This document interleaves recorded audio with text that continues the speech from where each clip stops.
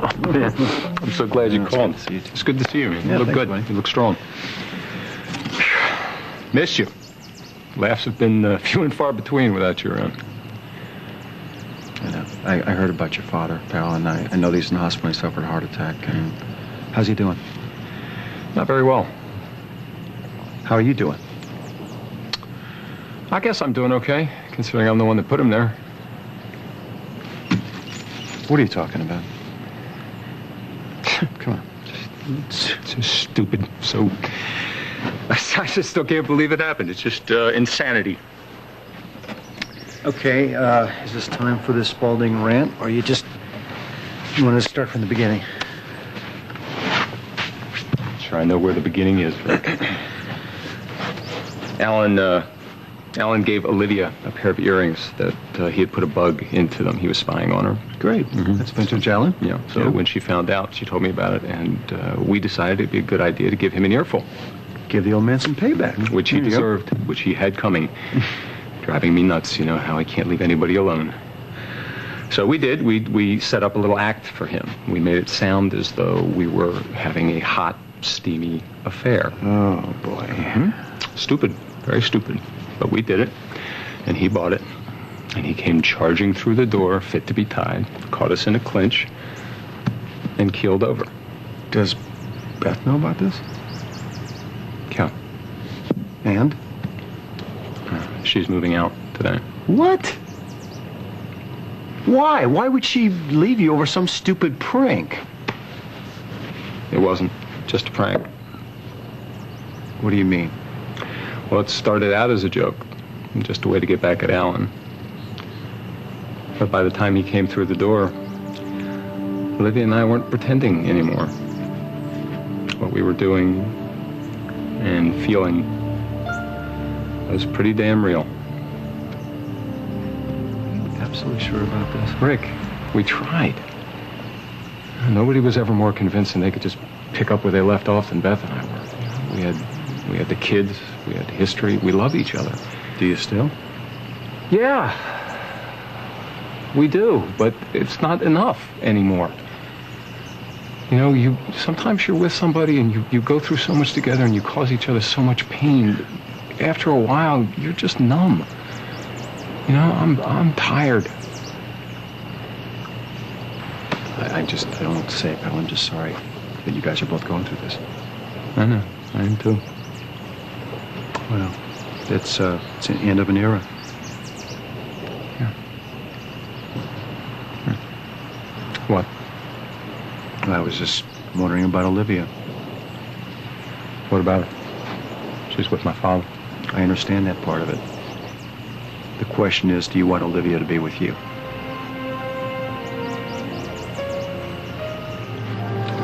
Do you love Olivia? No. Definitely not.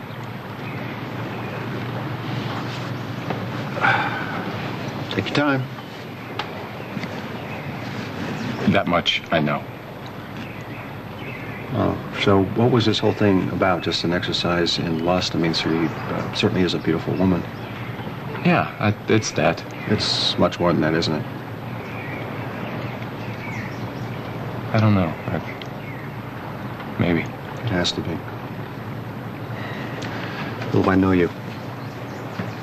I've known you for a very, very long time. You have never so much as looked at another woman besides Beth. You know, that's got a lot more to do with where Beth and I were than where Olivia and I are, or almost were. I don't know. Sure you do. You do.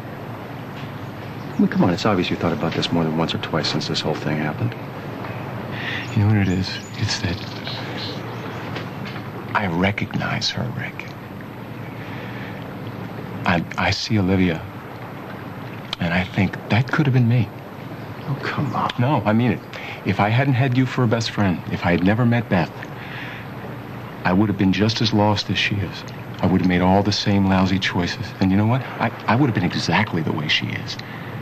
Same tough shell, the need to control everything. I hate to break this to you, pal, but that is you. And nothing but mush on the inside. But that's what I mean. That's her, too, exactly. There is a heart in there. I see it. And let me tell you something. It's one that doesn't judge me. That's what's so scary about it, is that I know she gets me too. She understands why I do the things I do. And not because she feels some obligation to, or because she thinks that somehow she's going to change me into something better. She just does. I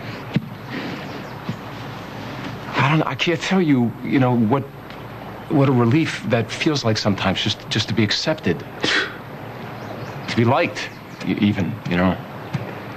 Man, you're such a wuss.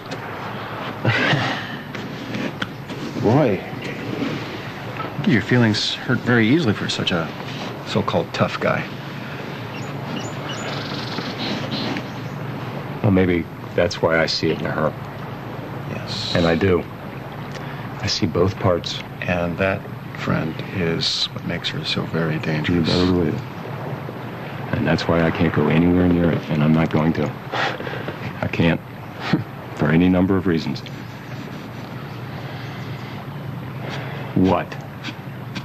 What's happened here, pal, is very big. I mean, not just with your father, but with Beth. I mean, she's been the love of your life forever. So whatever's going on here with Olivia is not something that you're going to be able to avoid.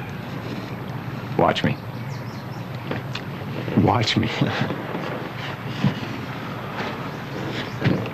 You know, what are you standing here talking to me about avoiding for? What are you doing here? Why are you sitting on a beach today? Well, in case you haven't noticed, I'm a very pasty boy, so I'm catching up. Isn't today the first day of Reva's trial?